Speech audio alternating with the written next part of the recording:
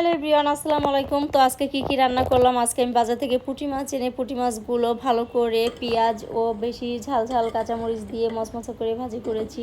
আর এখানে গরুর মাংসটা আমি ভালো করে আদা রসুন জিরা শুকনো মরিচ বাটা দিয়ে ভালো করে মাখিয়ে 1 ঘন্টা রেখে দিয়েছিলাম। তারপর এখন আমি চুলায় বসিয়ে দিয়ে ভালো করে কষিয়ে নিচ্ছি। আর মাংসটা যত ভালো করে কষানো হয় তত কিন্তু খেতে ভীষণ ভালো লাগে। আর মাংসটা সবসময় কিন্তু কষানোর ভিতরেই সেদ্ধ করে নিতে হয় পুরোটা, তারপরে ঝোলের পানি দিতে হয়। আর ঝোলের পানি দিয়ে সেদ্ধ করলে পরে কিন্তু মাংসটা ভালো করে সেদ্ধ হয় না, খেতেও ভালো লাগে না। আর এখানে আমি বেগুন ভাজির জন্য বেগুনটা ভালো করে মশলা দিয়ে মাখিয়ে নিচ্ছি। এখানে জিরা বাটা রসুন বাটা আদা বাটা স্বাদ মতো লবণ শুকনো মরিচের গুঁড়া হলুদ গুঁড়া দিয়ে আমি মাখিয়ে নিচ্ছি।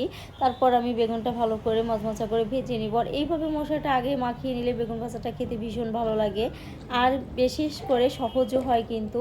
আর এখানে বাচ্চাদের জন্য করব চিকেন ফ্রাই। বাচ্চারা যেহেতু চিকেন পছন্দ করে আর ওরা বেশিরভাগই মুরগির মাংসটাই বেশি পছন্দ করে, তো এই জন্য আমি আদা বাটা রসুন বাটা জিরা বাটা শুকনো মরিচ দিয়ে গোলমরিচের গুঁড়া দিয়ে হলুদ গুঁড়ো দিয়ে ভালো করে কিন্তু মাখিয়ে নিচ্ছি।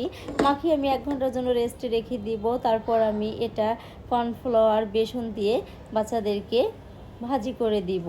তো আমার বাচ্চারা কিন্তু চিকেন খুবই পছন্দ করে, তো আমি মনে করি সব বাচ্চাই কিন্তু চিকেন খুব পছন্দ করে। তো কি আর যাই হোক, এখন আমি বাচ্চাদের জন্য সমুদ্রের মাছ ভাজি করছি। তো এই সমুদ্রের মাছে কিন্তু প্রচুর পরিমাণে ভিটামিন ডি থাকে, তো আমি চেষ্টা করি সবসময় বাচ্চাদের জন্য এই সমুদ্রের মাছ একটু ফ্রাই করে খাওয়াইতে। তো এটা কিন্তু বেশ কাটাও কিন্তু কম ও বাচ্চারা খুব সহজে কিন্তু খেতে পারে। আর এই যে মাখিয়ে রাখা বেগুনটা কিন্তু আমি এইভাবে ভেজে নিচ্ছি। তো দেখতেই পাচ্ছেন খুব সহজভাবে আপনারা এইভাবে করে নেবেন। আর এখানে আমি ডিম সেদ্ধ বসিয়ে দিয়েছি, তো ডিমটা সেদ্ধ হলে ভুনা করে নিব। তো যাই হোক, আজকে ছিল আমার এই ভিডিও। ভালো থাকবেন, সুস্থ থাকবেন, আল্লাহ হাফেজ।